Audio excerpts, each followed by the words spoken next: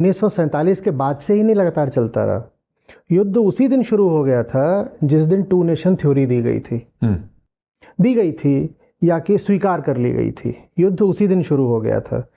तो जब तक ये जो दो राष्ट्रों का सिद्धांत है इसको पूरे तरीके से नकार नहीं दिया जाता, इसकी व्यर्थता, इसका झूठ सामने ला नहीं दिया जाता और दोनों ही जो अभी देश हैं उनकी आम जनता द्वारा ये स्वीकार नहीं कर लिया जाता कि ये टू नेशन थ्योरी झूठी है, तब तक युद्ध चलता रहेगा। कभी वो युद्ध दिखाई देगा, जैसे अभी है, वो प्रकट हो गया, गोलियां चल गईं, लोग मर गए, न्यूक्लियर थ्रेशोल्ड आने की स्थिति बन रही थी, तो कभी तो वो युद्ध दिखाई देगा और कभी ऐसा हो जाएगा कि युद्ध दिखाई नहीं दे रहा है, लेकिन एक भीतरी तनाव है वो लगातार बना ही रहेगा।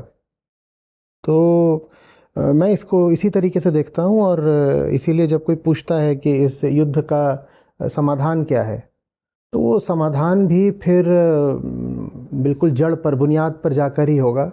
हमें टू नेशन थ्योरी को ही एड्रेस करना पड़ेगा। कुछ लोगों को ये बात थोड़ी अव्यावहारिक लग सकती है, वो कहेंगे आप बहुत दूर जा रहे हो। नहीं, बहुत दूर नहीं जा रहे हो।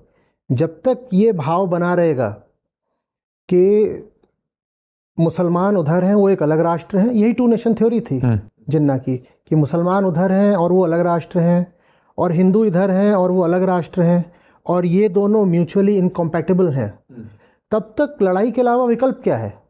फिर तो आप कह रहे हो कि दो राष्ट्रों के बनने में ही, बुनियाद में ही लड़ाई बैठी हुई है, तो वो लड़ेंगे ही। आप ऊपर से उनमें सुलह शांति करवा दो, मीडिएशन करवा दो, कुछ करवा दो, ट्रूस, सीज फायर, ये सब ऊपर चलता रहेगा, नॉर्मलसी ये ऊपर चलती रहेगी। नीचे जो है वो राख से दबे अंगारे भड़कते ही रहेंगे, और जब मौका चाहेंगे वो बिल्कुल आग बन जाएंगे। और अब जब हम जानते हैं कि दोनों देश बिल्कुल न्यूक्लियर पावर हो चुके हैं, 150 उनके पास वॉरहेड्स हैं और लंबी दूरी की मिसाइलें हैं, सारे शहरों को ध्वस्त कर सकते हैं, तो वो टू नेशन थ्योरी और ज़्यादा ख़तरनाक हो जाती है।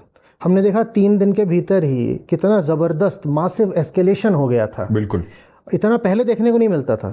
कारगिल की लड़ाई इतनी लंबी चली थी, 71 के बाद ये सबसे बड़ा एस्केलेशन, सबसे रैपिड 3 दिन के अंदर इतना एस्केलेशन हो गया। आप कारगिल का आपको याद होगा, हम होता रहा लेकिन एस्केलेशन नहीं हुआ था।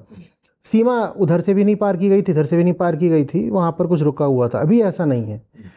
तो अब तो और ज़्यादा ज़रूरी है कि खतरा इतना बढ़ गया है कि हमें जो समस्या है उसकी जड़ को ही संबोधित करना पड़ेगा, जड़ से उखाड़ फेंकना पड़ेगा। जड़ में तो ये भावना बैठी हुई है कि साहब जो मुसलमान हैं